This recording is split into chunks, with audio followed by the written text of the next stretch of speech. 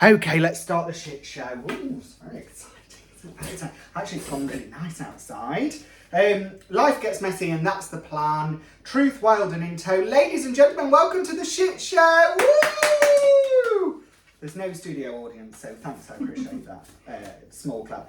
Before we start, we have to remind everybody that everything we go over is our opinion, it's alleged, it's not fact-checked. If you want to fact-check it, go fucking look for yourself, because we haven't bothered. Also, I must tell everybody that there will be some swearing, so if you don't like it, please do fuck off now. That's very, very important. Everything is our opinion. Please don't try and sue us. We haven't got anything worth taking, so there's no point doing that. And as always, it could be a complete shit show, or we could be talking about a shit show, but either way, we hope you enjoy. I'm going to get told off because I forget this every fucking time, but please do like, subscribe and follow the socials, Shit Show Pod with Dan, for more content. And remember, we follow back on all the socials, so if you do follow us, we do follow back, so do remember that. And I'll give you, at the end of the episode, the email if you want to email in your shit show stories. We did get one this week, it was very exciting. We got the first one, not broadcastable. Absolutely fucking filthy, but we did get one. Also, oh fuck the bingo.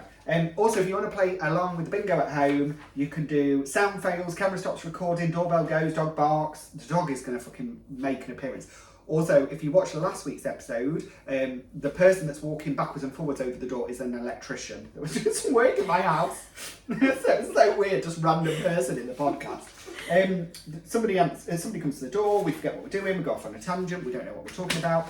Every guest that's been on, I've had to send them a link to something once they've got home that I've told about them. They're like, I have no idea what you're on about. Oh my gosh. And in the second or third episode, I talked about the Swedish goalkeeper.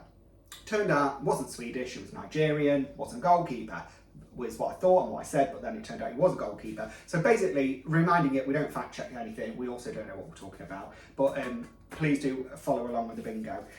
Today's guest is someone who manages to fit the many, many varying different lives into, God, making it all just look easy and simple. She's not only just the most brilliant nurse, saving people's lives, dealing with actual shit shows.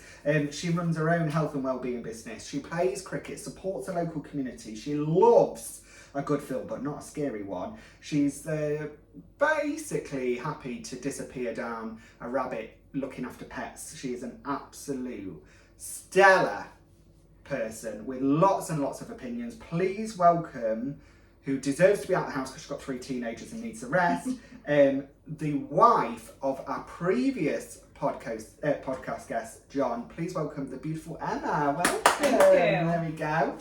That was a nice. That was lovely. I know, it was a I nice loved introduction. Yeah, I know. So lovely. I've been reading Hallmark cards to sort of get inspiration of how to say nice things about people. There's an alternative. Do you want me to read the alternative? Yeah. She lives surrounded by animals. Her house absolutely stinks. No. It doesn't. Yeah. No, I don't. It is funny, like when you're writing stuff and you're writing about people, you want to write really, really nice things, and you do, but you also want to like try and give people an insight into the person and be like, okay, this is the person, this is like what makes them, and like it's not divulging from you're an incredible person, there's loads about you, so everything I said was completely true. But you are a mum, you do run a business, you do also then deal with real life shit shows daily. So yeah, it does make you a tough bitch. Yeah, I am. Yeah, that's not messing. That's like, no, I'm not taking it. I am. And I understand because I'm also a tough bitch. I run several different jobs and keep all the plates spinning. And I just think this sort of like, I don't know, bit inside you that's just like, it doesn't matter what the mountain is. Yeah, absolutely. I can get through it because I've got through everything else. Way worse. Same. Way more, yeah. Yeah. And do you think that, like, because I was interested in this, like, obviously I know because of my friends what training to become a nurse means, and I know how much goes into that. Do you think that resilience is brought through that training, or do you think that's brought through? I think it's through the training. I mean, I had Brooke and Corey by then, and they were only 2 and 4. It was hell. Yeah. It was complete hell. I don't even know how I managed it. I don't even know how I survived. Yeah. So that made me so resilient, 100%. Yeah. Do you think kids do that as well? Oh yeah, they do that anyway, because Yeah. you have to be. You've got to look after them, haven't you? So. Yeah. And that whole like, what do they call it? Like this can sound filthy, I don't mean they call it mother's load. Yeah. It's like the thing like they're saying where it's basically like the mum has to sort of carry Yeah, you do everything. Yeah. You know, you feed them, you change the bum. I mean, obviously dads do everything too, but yeah, of course, yeah. They can't feed from the boob, can they? Well, no, you know? yeah. You know, that's and they don't give birth. That's painful. You have to recover from that. Yeah. And then get on with your life, and it's hard. Yeah. But it's amazing. Yeah. And now, so how does it feel now going into having teenagers? I think this bit's amazing, but you do miss them young. Yeah. Like I love this bit. They own a little personalities. They're so funny. I just love how fierce they are, and they've got our work ethic, and you know. But I just miss them being little though and cute, so I can go and play and stuff. Because now you can't play. Yeah, not as much. Well, you can, but it's not getting like a different kind of play. Yeah. And was it like you've travelled through like the hormone phase, like to the other side? Yeah, they were arseholes.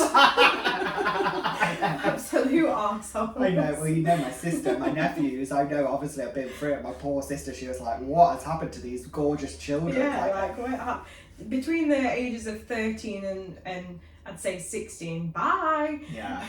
Just they don't like you anymore. Yeah, it's that whole body change. Yeah. And it's so weird because it is like a switch. It is like something. It is like the way it is the Kevin and Perry. Yeah. Like they wake up and their arms down to the floor and they're like, But you've seen it. You must have seen it with Ollie, because obviously you're around Ollie, so you must have seen it with Ollie because he is exactly the same. I tell you what, and this is, I love him dearly, but this is what happened at Christmas. So Christmas before, really engaged, really like they're all in.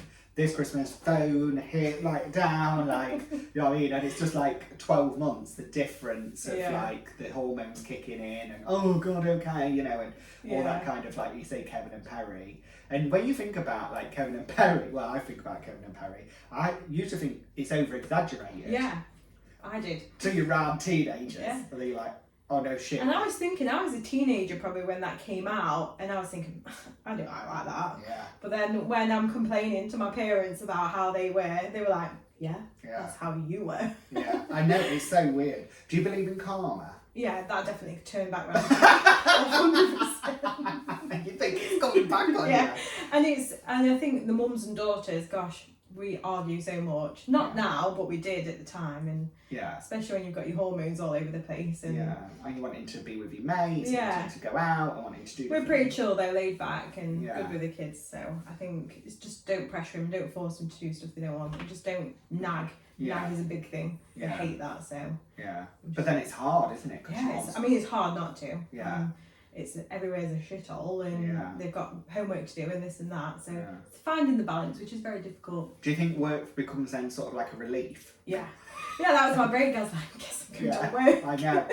Just get out of this place. I know. Is it weird? Like, and you don't have to answer this question if you don't want, but is it weird? Like, it's like a weird thing. Like, a lot of my friends that have had children, a lot of people that have said this to me.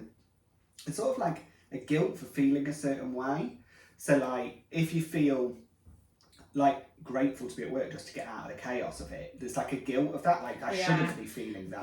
And I don't know, because obviously the only child I've got is a dog baby. I think you soon get I mean, I did. I was like, I feel good. No, not anymore. It's nice and peaceful and quiet, and I can just get on with something that's me. And I think the person, they only see you as mum, don't they? Yeah, so of course, you're a different, and sometimes I felt like I was just mum. Yeah. When you go to work, you're not mum, you're just, you're Emma or you're whoever you are. And having that solace of that little, like, chitter chat of just nothingness. Yeah, like, exactly. Is a relief as well, because it's sometimes, I remember, my sister won't mind me sharing this to her, but I remember my sister saying after, you know, she's had a whole litter of kids, you know what she's like, they have no telly in her house. But I remember her once saying, I've lost myself and I don't know who I am. And I remember saying, right, okay, so we need to do something that's based around getting that back. And she always took herself into hobbies. And I know, obviously, that's where you know my sister, through the cricket, and that's the hobby. But she's always been that person. She's always thrown herself into hobbies. I think you need to. And I think there's certain stages where you go through that you don't know who you are. So I felt like when they were younger, I went through that, and I feel like at the start of this year I kind of went through that, because then they kind of don't need me anymore now. So I kind of was like, oh, okay, so who am I now then? And you've got to figure that out. Yeah. And obviously cricket really helped with that. And finding yourself again. And I know, obviously, for the viewers at home as well, they won't know this, but we film in advance, so you haven't yet seen your husband's episode of the podcast. And actually, one of the questions that I asked him, which is not a thing, it's just it was just interesting to me, was like, how does it feel now staring down the barrel of getting not your lives back, because that sounds terrible, because it sounds like you've been trained up to a radiator for like 18 years, but you know, now you've got teenagers, you start and release a bit more of your own time, of your own, and your own money as well, because you know, eventually they're going to start working and, you know, hopefully contributing and all that kind of stuff and standing on their own 2 feet. It's weird, it's so weird, but it's so amazing as well. We get to, you know, we went away for the first time and left them because they're all old enough to be left, and that was weird.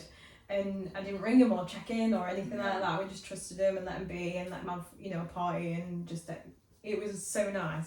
But it's so weird at the same time. Yeah, of course. And that, like, that's going to grow and grow, because you know, this is true. Like, there's so many people, I know this, and obviously my parents have retired, and I know so many people that have got to retirement and don't know what to, like, how to communicate or how to be together again, because they're so used to working and being all encompassing, and then all of a sudden they work there and it's like, right, who am I? What did I like? And we've never really, I mean, we've always had kids, because I've got children from previous marriage and he's got a child from a previous marriage, so we've come together with children, so we've never actually been together without children. So this is the nice bit. And the exciting bit. This is the exciting bit. So and then just think about all the things that you can do, and all the, you know, all the places, those little weekends. Yeah, we just go anywhere now. We don't even have, like, and they stalk us. Yeah. We don't stalk them. They're always checking, where are you? Yeah. Although John did paint a very different picture. He said that the stalking on the phone is a hard thing for him. Because he does like to sort of make sure that they're in, and, you know.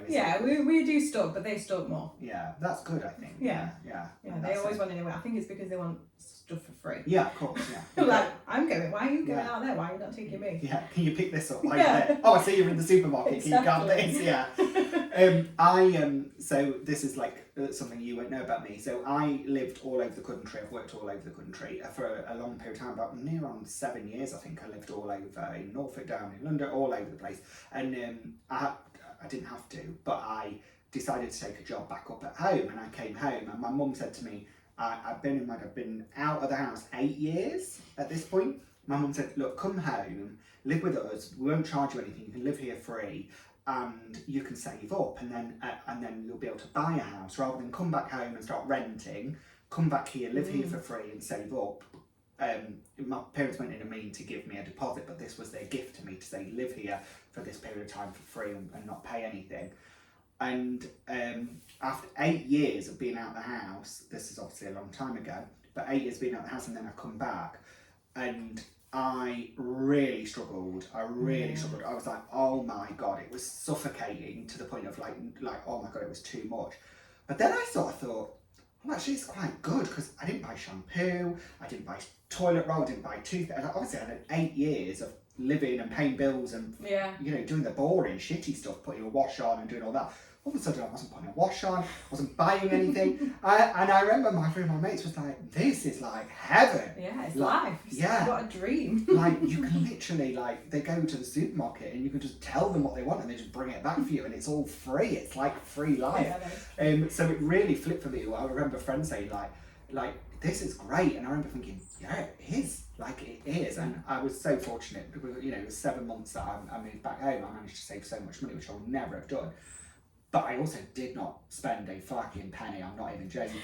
And you do, it's this thing that you have, like, with your mum and your parents, and you'll probably have it with your kids, where there is this element of, well, if mum and dad are turning up, mum and dad are paying. Yeah, 100%. But we try and give them a bit of life skills. So they've all got jobs, they're so amazing. And they're still at school, well, college and stuff now. Yeah. But like, we'll buy stuff, and if we go to the shop, we'll say, oh, do you want a snack? But if they want a snack, well, they want us to take them, but you're buying. I'm not. You're buying. Or that you buy your own shampoo, but we won't ever charge them board, and they can live there forever rent free. Yeah. Like, that'll be them. They're never going. Yeah. You're going to be there They'll forever. never go away, but that's fine. Oh, I think it's so nice.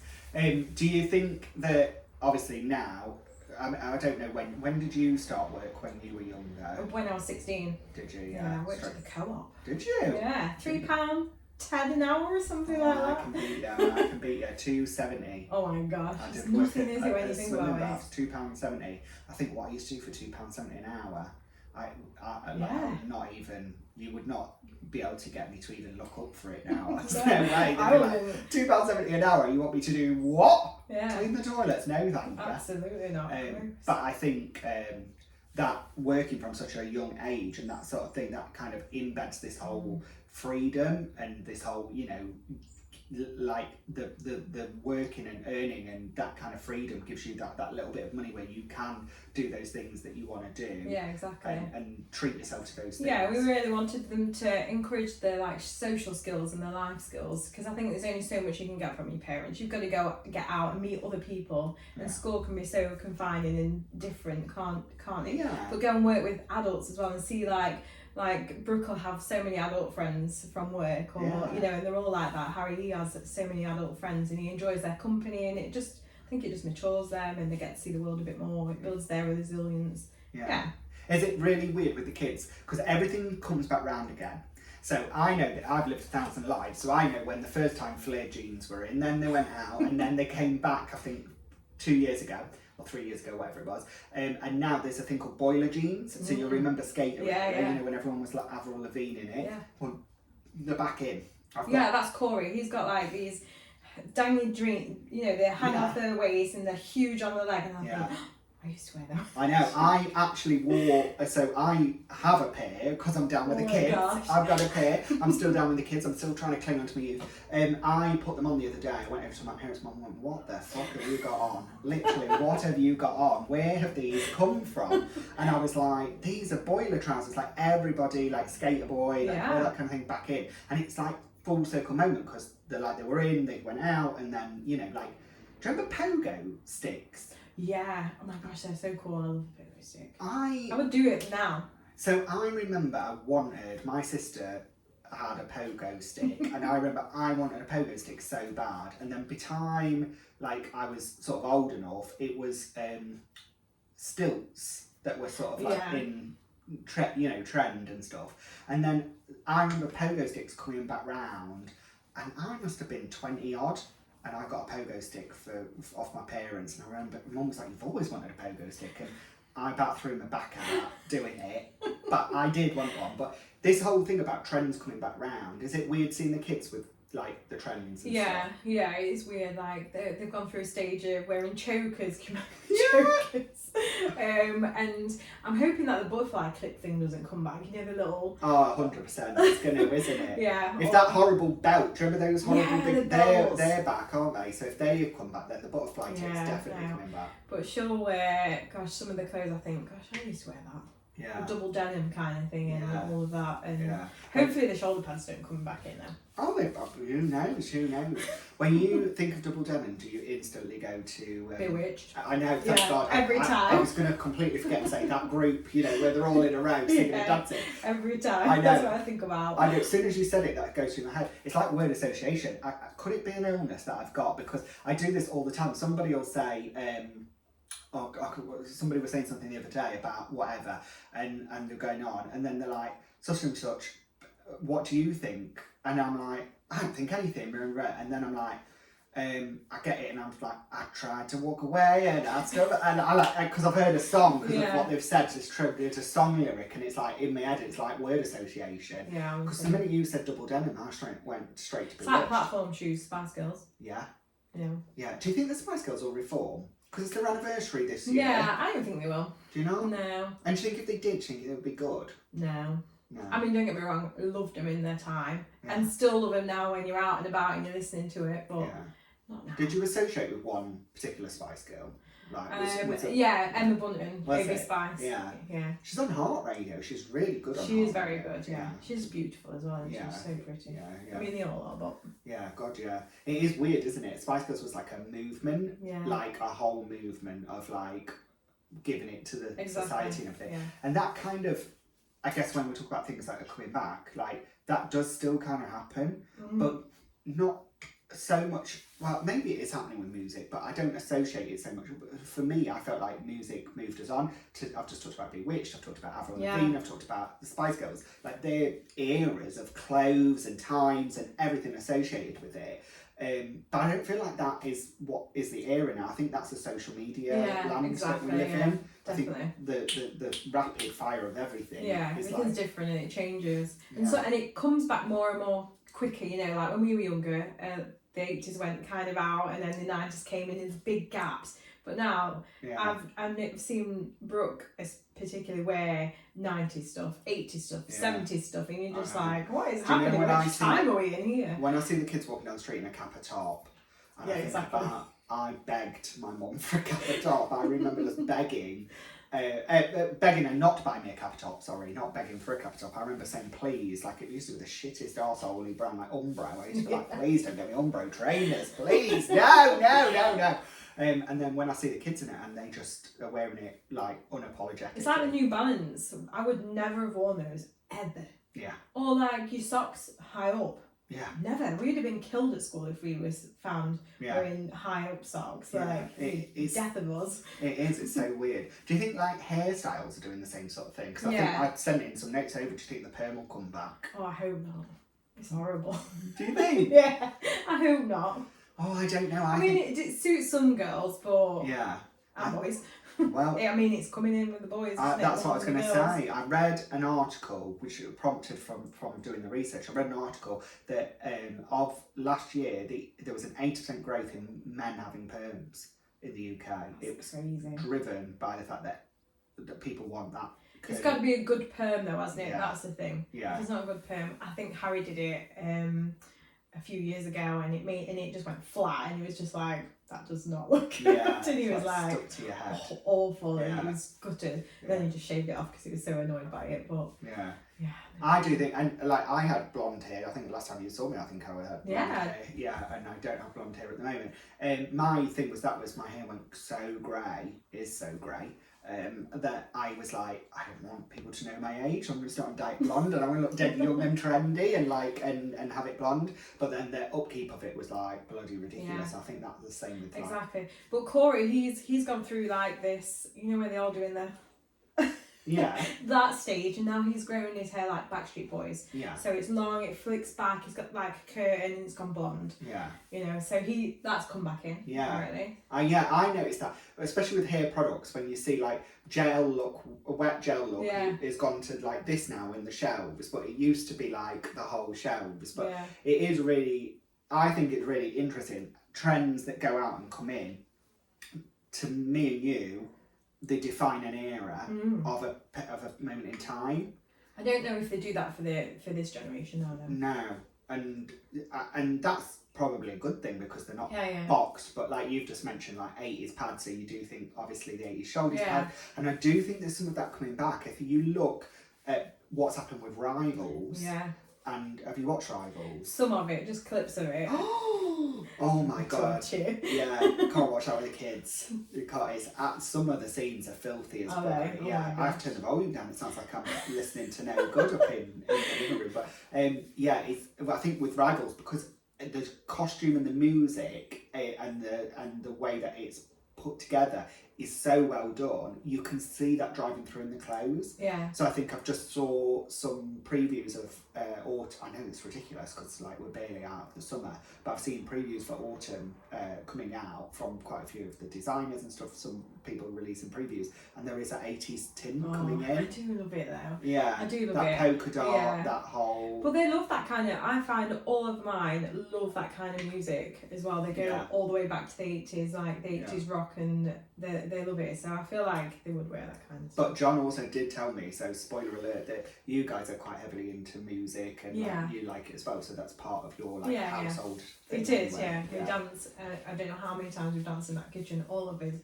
So much fun. Oh, that's so lovely. They're like proper life moments, aren't they? Yeah. I think dancing around. Yeah, we've done that from a younger age all the way up. Especially if they've had like a crap day at school and they're just like, oh, I don't like it. That from a young age, or they've had something happen. Well, just like, well, let's dance it out. Let's just go for it and dance it out. Who cares? Who cares?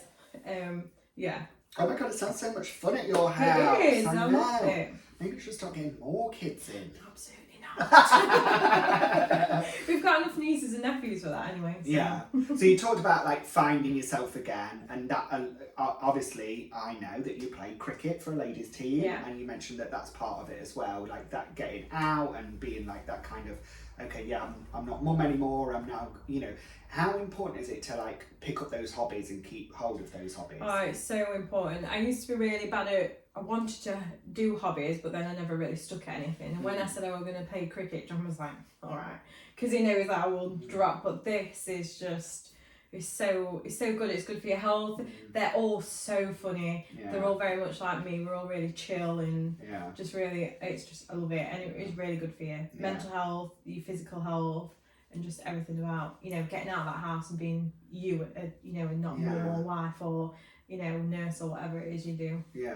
I must admit, because obviously, you know, I've been around the cricket team, obviously, and I must admit, what I love about it is the diverse of personalities and the fact that you collectively come together. In fact, I think I referenced it last year when I was talking to you all. I remember saying like the best thing of this is friendship. It's nice to win, it's nice to be successful, but the thing about the friendship that's formed and the team spirit that's created through a bunch of strangers, because you are all strangers and you all are very different. Like I'm in that room and I look and I think, God, there is so different, every single one of us. And this year in particular we've really grown as a team and friends, and it's just, we've absolutely loved it. It's been so much fun. Yeah. Do you like my team building? Yeah, I love it. It's like, I can't wait for it. I love it. It makes me laugh.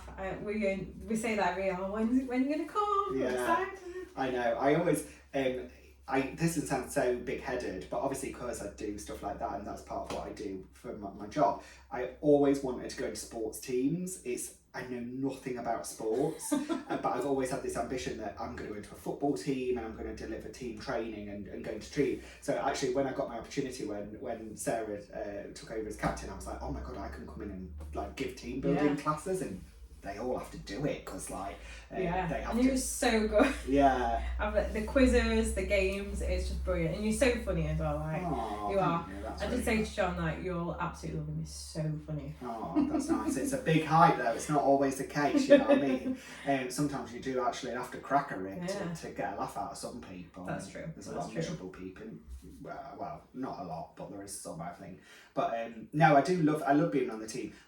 I like it, and this sounds so patronising because I appreciate that I am a male as well, but I love the women's team. I love the women's team because what I love is the fact that you guys are the underdogs, that you fought for your place in that room, that you fight every single bloody week to prove you're as good as the men, that you're worthy, and I love that fighting spirit.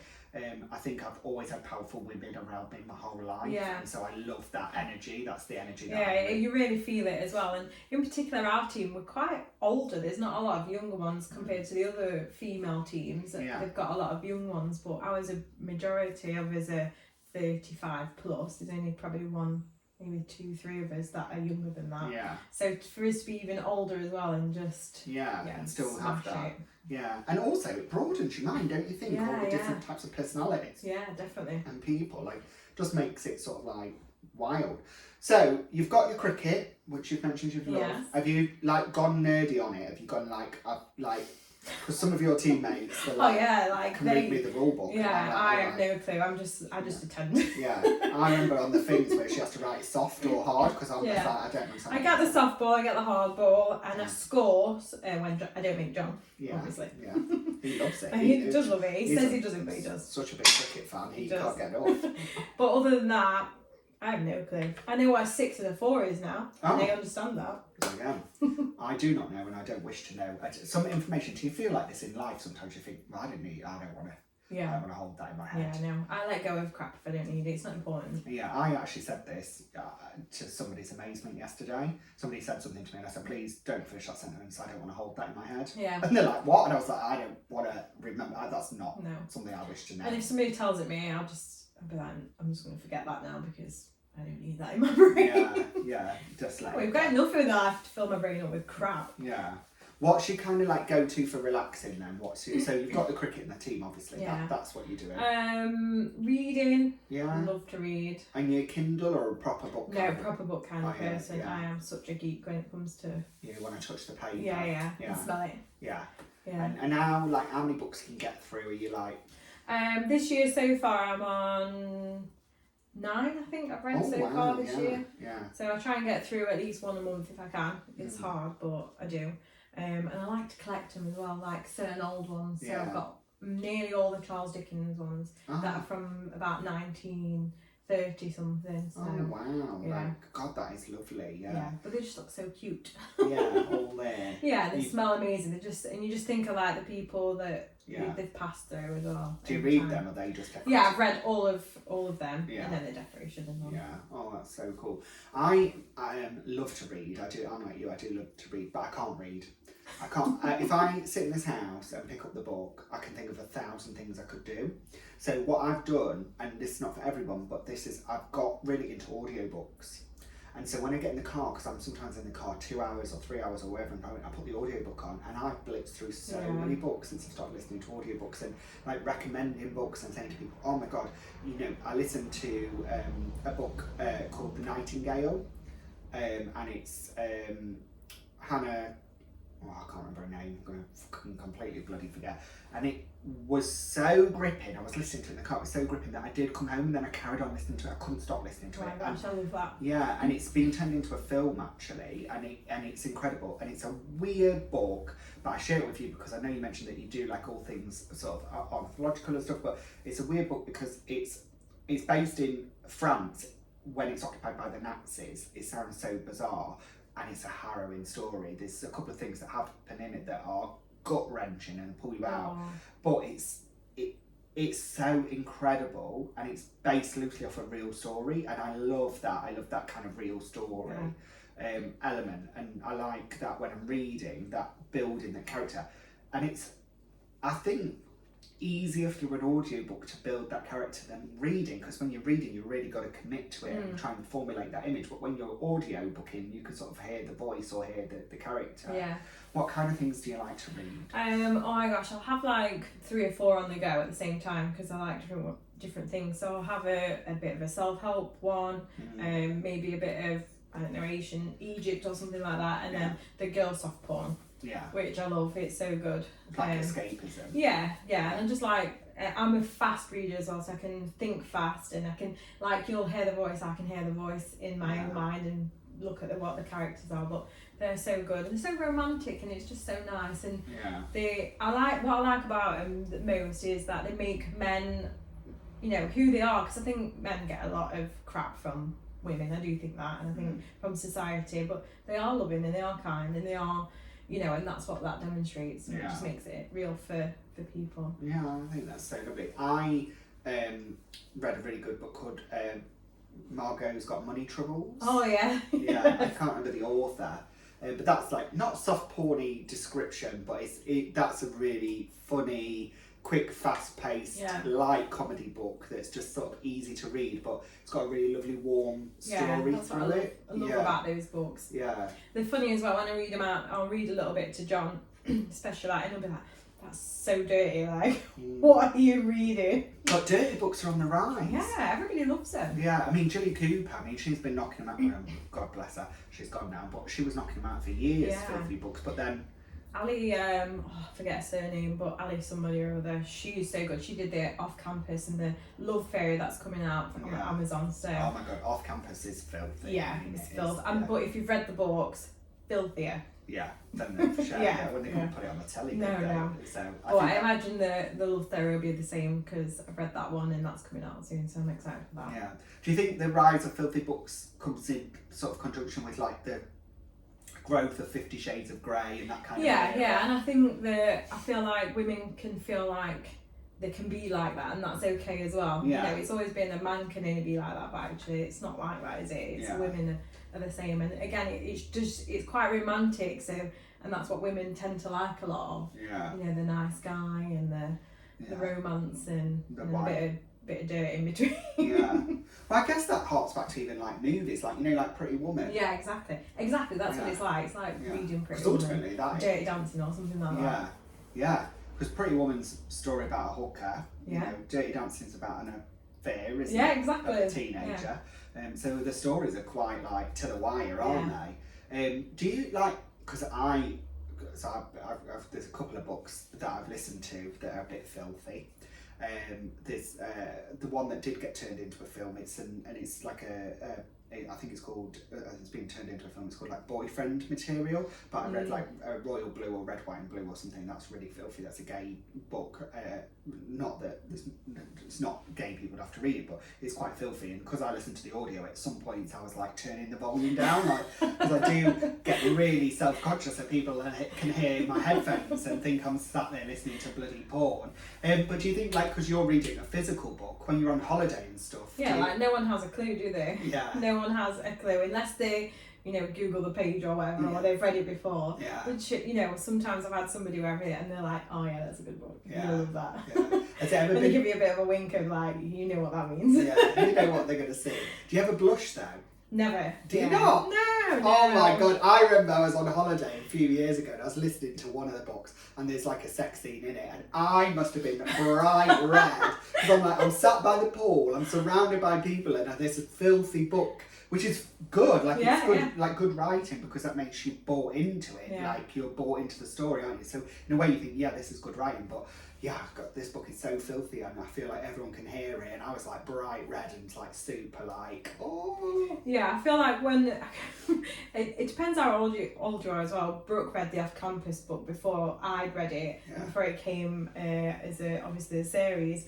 So when I then introduced John to the series, because he's not that much of a big reader, he falls asleep very quick, he was like, you read this book, like that could roast him out. He went bright red. Yeah. John got the embarrassment. You read it. Yeah. To be fair, it is filthy. Yeah, it is filthy. But like my thing, and this is fucking terrible, but I'd like had to Google to make sure the actors were old enough because I was thinking, God almighty, I feel like Jimmy Savile say watching Frosty after that. That was exactly what I did. Wait, how old are these men? I know, I do it all the time. Before I think, oh, these look nice. Yeah, so I'm like Googling, I'm like, oh no, he's 22, it's fine. Like, I don't want to be lusting after a 15-year-old, like, God almighty. Because you think you're still young in your head, don't you? And you remember, oh yeah, I'm actually nearly... I don't want to say how old I am this year because I don't want to be that old. Yeah, I know what you mean. And then you move to the next decade, you're like, oh shit, like I can't. And I've talked about this on many of the podcast episodes. Your brain doesn't catch up. No. Your body does. Oh yeah. Your body does. I'm just giving you my full medical spiel before you come in the door, like this and this and this. Like, and that's all recent, like years, like the last couple of years where I'm like, oh shit, this is gone and this is gone and all that kind of stuff. But your brain doesn't catch up with your brain. No, absolutely not. I still feel 20. Yeah, and so you should, like. Yeah. But kids keep you young, I think. Yeah, they do. Yeah, you've got to keep up with them. And yeah, the trends and all the stuff that we talked about. Like, it's like, that's all, like, still like keeping you in a world of like I should not know who bloody Eagle Piggle is and Peppa Pig, and because I've got friends with young kids, I have learned what bloody Bluey is and what Miss Rachel is. And I think I did share with you guys at one time in the cricket, like I'm obsessed with that weirdo that he's going to be the next Rolf Harris. And oh yeah, I know you mean with the dots on him. Oh, I forget his name. God's sake, that's going to stress the life out. But it's just so weird. Like, weird. And I watched that with the kids growing up, and I'm like, oh, this is bad. Yeah, very, very bad.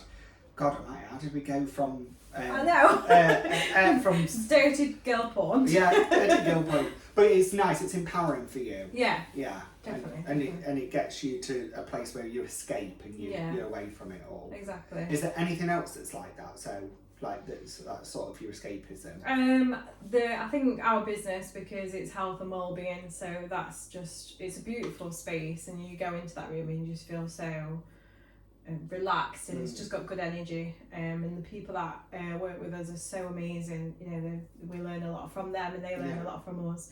But when I do my integral eye movement therapy as well, I feel like when you're doing therapy on somebody, you're therapizing yourself, you're taking in what you're saying about, you know, you know, just get them through it, and then you go home and you really reflect on oh, why am I not doing that? You know, and that kind of stuff. So I think that's really important. Yeah. And how's it being a girl boss? Is that like? He's good. He's good. Yeah. I mean, I feel like a boss John around. Like, you're doing the admin. Yeah. And I'll do the other stuff. But he likes that. Yeah, he loves it. Yeah. He's got business masters, like. Yeah, put it to use. Yeah, use it. Yeah, exactly. Yeah. No, I think that's really good. But do you enjoy? Do you think you're like good at making the tough decisions? Yeah. Because it's harsh in business. You've got to make real tough decisions. And, you know. And I try not to bring it home too much or let it bother me, or, you know, some things you can get, you know, some people can be mean to you as well. Yeah, of course. You know, especially when you're building it, and you kind of lose, like I've found recently as well, losing a lot of friends, I guess, and that kind of stuff, because you've got this new business and it doesn't match their their lives, I guess. As well. And it's a different phase and a different thing that you take on, isn't it? Yeah. I think I always say, and there's two things. I mean, I've given lots of business advice, and I really shouldn't, but I do. But the advice I've always given is you have to be really brave in business, especially your own business. You've got to be so brave because you have to take risks that you wouldn't naturally take, and that's unusual for anyone to do. It's like, oh my God, I've got to push myself and I've got to do this. And that's a bit like relationships, isn't it? Yeah, you know, exactly. going on that date and taking that gamble on that person and doing that kind of thing. That's the same. And what's really bizarre is you'll probably be like this with the kids, but you always encourage people around you to be risk takers. Yeah, like, go for it. When you're doing it, oh my gosh. Yeah, and sometimes I'm anxious. I'm not anxious. I'm anxious. I'm not anxious. Yeah. Oh, should we do this? Should we not? Yeah. How are we going to make the money or this? And gosh, it's so overwhelming. But and then working through all that, I think is the key. And the other thing that I think is really, so you've got to be super brave in business, you've got to be super brave, and you've got to be super tough. Yeah, 100%. Because nobody knows what is coming next. And I think anybody that's lived through the pandemic will know on a 9-bob note that our world can change. You know, I still think back to dancing in the living room with a towel on my head because I shaved my own head and realised my head was a funny shape, and queuing up around the car park at the supermarket. I think about it now and I think, how crazy was that? So crazy. But if you're in your it's only around the corner again, isn't it? Yeah, of course. Something like that. So you have to be really mindful and careful, and you know, and you do have to be resilient. You get caught, especially as a woman. I've been called, you know, bossy and mardy, and you're just like, what? Yeah. But whatever, you know. I think that's an interesting thing to think about, is like the perception of, and this is sexism in the real world, of a man who's aggressive would be rewarded because he's a go-getter and he's smashing through the door and everything. But a woman that's got that kind of ambition or that kind of drive is sometimes perceived a certain way, that's, like you've just said, bossy or aggressive or whatever. And it's like, that would never be objectives of a man of behaving that way. But that's why it's about being a girl boss, because you are 100%, it's your, your world that you're in. And so it is that whole adapting and applying. Nobody's built for it. It's like management. I always say this, and this is my little management thing, where I always say, just because you can drive the car doesn't mean you can fly the bloody plane. No, exactly. It's not the same skill. Just because you can do one thing doesn't mean you can do another. And the adaptiveness of the person is the key to success. Can I twist? Can I move? Can I, the rest of it. I think that my admiration for you and for everybody else out there that's doing it, that's punching through, that's trying to do it, that's trying to make it work, because at best it's going to change your life, and at worst it's going to fail. Exactly. That's what we said in the end. We was just like, well, I'd rather try and it fail, at least I can say, because I don't want to go through my life and think, oh, I should have done this, I should have done that, I should, I know, let's just do it now. And it's the bravery, it's back to the bravery again. You've got to take that leap, you've got to do it, and it's such a hard thing.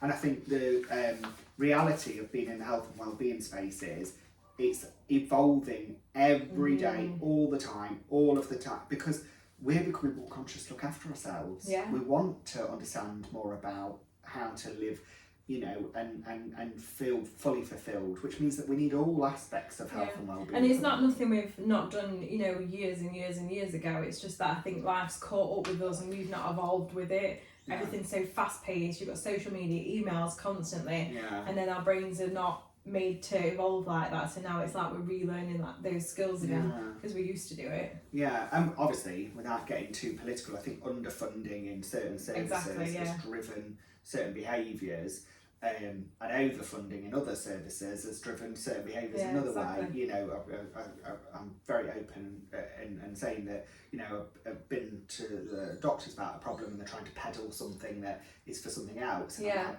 why are you trying to peddle that? Like it's almost like on commission for it. And it's like, you know, the thought of you not wanting to have it is like bizarre. Yeah. And it's so that bizarre. But I think that's just because it's like, well, this is going to fix a problem and then your problem's gone, rather than trying to look at holistic or any kind of other solution. I feel like that's what I've been put on this earth for, just to help people and just to just, you know, help yourself before you get to that point. You know, think about longevity, you know, instead of thinking about, oh, I want to be thin and I want to be, of course we will, but what about being fit and healthy and that kind of stuff. Oh, just such a lovely person. Oh, thank you. Don't turn out like a Lucy Letby. Can you imagine what a twist in the podcast? Would you killed 500 people? Documentary. Oh my God, it would be me, wouldn't it? I'd be like, oh my God. They'd be like, could you sit down? That would be absolutely outrageous. What? I mean, please don't. Oh no, I would never. We don't condone. I can't even watch a scary film without feeling sick. That would never happen. Why would you end up as a nurse? I mean, I'm good with that kind of stuff. Are you? Yeah. Oh, I am. It's the psychological like intensity of a horror film that is. Oh, it's just no. I'm not. You see, I can't. The minute the amount of times someone's bled in front of me, I've just been throwing up or just passing out. I'm not. Yeah, I think when they were giving out the Kieran gene, it passed me completely. I've had moments in my life where I've had to do certain things for certain family members because of age or whatever, and I've really had to dig deep. Yeah. And every time I say, I want to have had enough money to make sure that I never have to do this again. Like it's passed me by. I care in other ways. I'm a loving person, but I can't physically care for anyone. I don't know how you do it. I take my hat off to you. And one thing that you care a lot about is animals. Oh yeah, they're so amazing. So talk to me about that. Where does that come from? I don't know. I feel like they're very misunderstood. They're put on this planet. They're so loving, and they will give you everything, won't they? They will give you their full attention and. Well, I mean yours won't. No. But they do. They I don't know. They're just so cute and adorable. And did you have pets as a kid? Yeah. You did? Yeah. Because I didn't know if it was like, you know, when you weren't allowed sugar and then you get sugar as a teenager. You're like, I can't take enough sugar. Fish and rabbits and dogs. So I just love caring for things and love everything in the world. I think that's what it is. Aww. It's such a beautiful place though. It's like one in a trillion opportunities that we're all on this world. Like I just love everything. And do you see synergy in animals and therapy? Not therapy, because I know you're not a therapist, but I know well-being side of what you do. It covers an element of therapy. Yeah, like Reiki, that you can do Reiki on dogs. Yeah. But when you can use therapy dogs in therapy, and they're so regulating and so calm. If you've got a dog there, you can get anybody to talk to you. Yeah, and it helps. Just really helps settle them down and feel comfortable. Do you think they should not use animals? That's the wrong word, but like bring that more into like rehabilitation and things. Yeah, you know what I mean? And they're starting to. They are starting to. There's especially horses and dogs in particular. Yeah, because I don't think about like with the dog. So I don't know. God, it sounds like I'm a manic depressive and I'm trying to like relive my life. But I work from home, as you know. Well, you might not know, but I do work from home. My office is here, and so I'm at home 4 days a week. Before the dog, I'd be here 4 days a week, and then I would be in the winter. I have my food shop delivered because I hate going to the supermarket. It's my worst thing. Oh yeah. That and putting fuel in are my two things I'd rather shoot myself than do. Not condoning that either, please don't do that. But they're things that I hate doing. So I have my food shop delivered. So in the winter, I have my food shop delivered. I'm in the house 4 days a week. I'm not leaving the house. I've got no reason to leave the house because I'm working 4 days a week. Some weeks I'm working 5 days a week from home, and then I'm in over the weekend because it's the winter. So then it was like, my neighbour once said, I didn't know if you were not with us anymore because I've not seen you in 10 days. You know what I mean? Because you've not seen me in 10 days. And then I got the dog.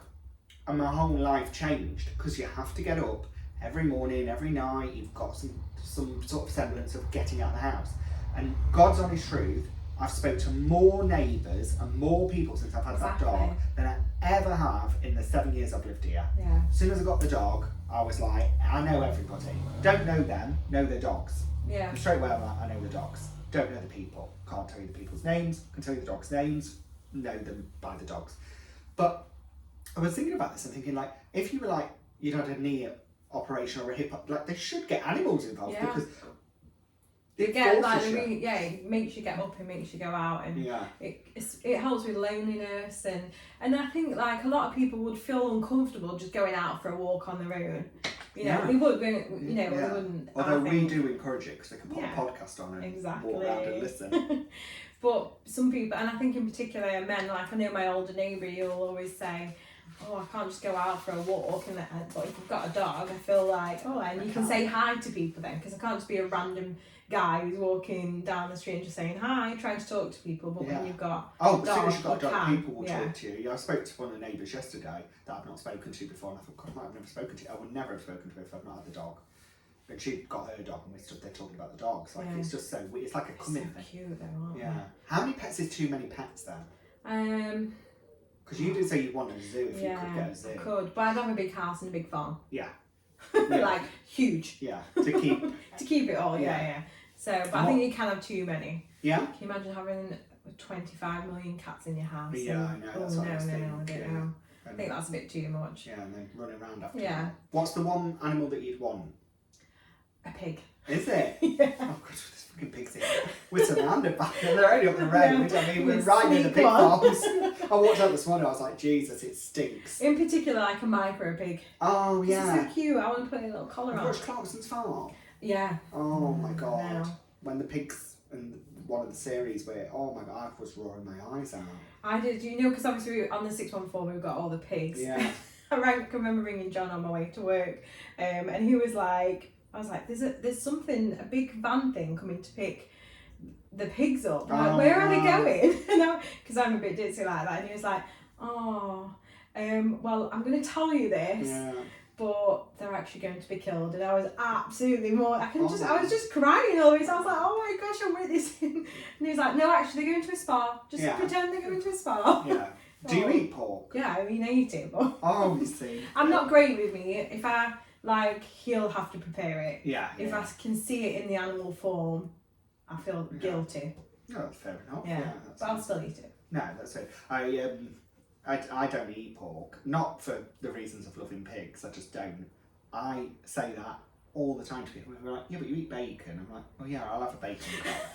But you'll have a pork and apple and stuff it. Yeah, I'll have a pork and apple. So I'm like, I don't eat pork. But you'll have a sausage. I'm like, oh yeah, every now and again I love it. So I do eat pork. So it's just bullshit that I say. I say I don't eat. What I mean is I don't eat like a joint. Yeah, I wouldn't eat a joint because it's very, and like a chicken, if it's in a chicken form. I don't. I'm really funny with anything on the bone. I won't, and I've never ate lamb. I don't eat any kind of lamb. I wouldn't. I couldn't. I didn't think I could because they're so cute as well. Like it's less about being cute for me and more about I don't like the taste and smell. But it's back to childhood, I think, and that kind of sets in. But I do know what you mean about pigs, especially micro pigs. They are really, really cute. So cute. But you couldn't have them in your house. I keep begging him. Yeah. Obviously, I'm going to give it a try. He's like, absolutely not. No, I don't. Yeah, I think also, like, can you imagine it probably tear up the place? Yeah, it probably would. We've got enough as well. Yeah, got enough going on at the moment. Yeah, enough doggies. You're just getting your lives back as well. You don't want to be. Yeah, that's exactly what he said. Yeah, we're taking on another. It's like he's already told you this. She's going to try. So talk to me about knickers.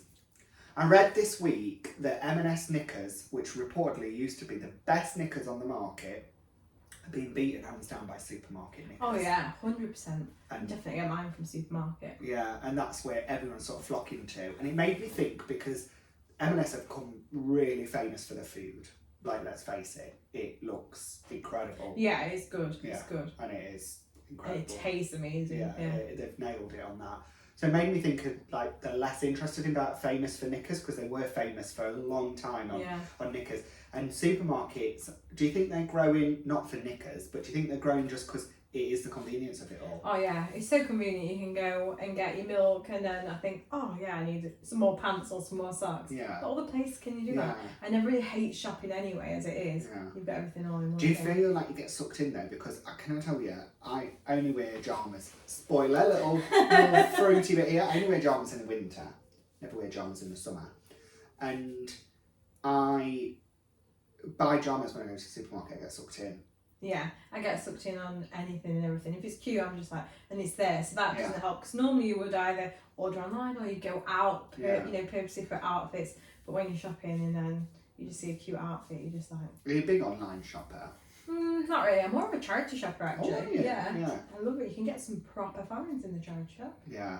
You can, but I think our charity shop's quite pricey. So yeah, it's very expensive. I was slacking off not only long ago. I saw a lovely plate in there. It was 35 quid.